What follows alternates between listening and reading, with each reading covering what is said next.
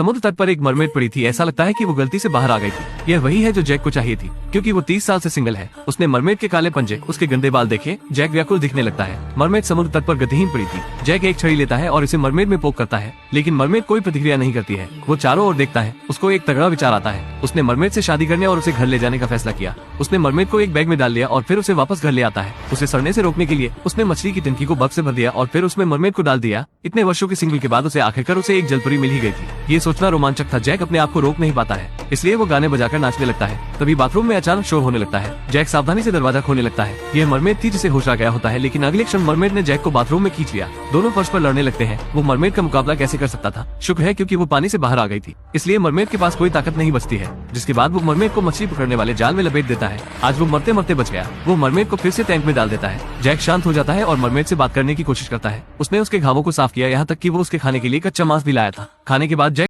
आदमी मरमेड के बगल में आराम से सो रहा था, लेकिन मरमेड जाग रही थी। उसके हाथ काबू नहीं हो रहे थे। वो जैक की गर्दन को देख रही थी। वो अपने गुटखा वाले पीले नुकीले दांतों को दिखाने के लिए अपना चौड़ा मुंह खोल रही थी। तभी शोर की वजह से जैक उठ जाता है। यह उसका दोस्त माइक था। वो जैक से पैसे उधार लेने के लिए आया था, लेकिन जैक खुद गरीब था। उसके पास उधार देने के लिए कोई पैसा नहीं था। ये सुनते ही माइक गुस्से में आ जाता है। अचानक उसने बाथरूम से आवाज सुनी। उसने दरवाजा खोला तो माइक बहुत आश्चर्यचकित था, क्योंकि शहर में मरमेड के बहुत पैसे मिल सकते हैं। वो उसको करोड़पति बना सकती है। उसकी सिर्फ पूंछ ही घर को खरीदने के लिए काफी है। इसलिए माइक के दिमाग में एक योजना आती है। सबसे पहले उन्होंने मरमेड को जीवित रखने के लिए एक बड़ा मछली टैंक बनाया। वो इसे बेच देंगे जब मरमेड पूरी तरह से ठीक हो जाएगी। पानी में वापस जाकर मरमेड पहले जैसी होने लगती है। एक रात एक अजीब महिला दरवाजे पर आ जाती है। महिला ने कहा, तुम मुझे नहीं पहचानते हो, तुमने मेरी जान बचाई थी। जैक को इस पर विश्वास नहीं हो रहा था। अचानक उसे एहसास हुआ कि मरमेड टैंक से गायब हो गई थी। 1 मिनट पहले वो टैंक में तैर रही थी, अगले पल वो जैक के सोफे पर बैठी थी। जैक बोल नहीं पा रहा था। लिसा ने उसे उसकी जान बचाने के लिए उसका शुक्रिया अदा किया। उसने जैक की ऑक्सीजन ट्यूब को निकाल दिया, फिर अपने हाथ को उसके चेहरे पर लगाने लगती है। फिर वो धीरे से अपनी आंखें बंद कर लेती है। जैक का चेहरा ठीक हो जाता है और वह एक ताकतवर इंसान बन गया था। जिसके बाद दोनों ये जैक द्वारा समुद्र से बचाई गई एक मरमेड है। उसने जैक के चेहरे पर धीरे से हाथ रखा।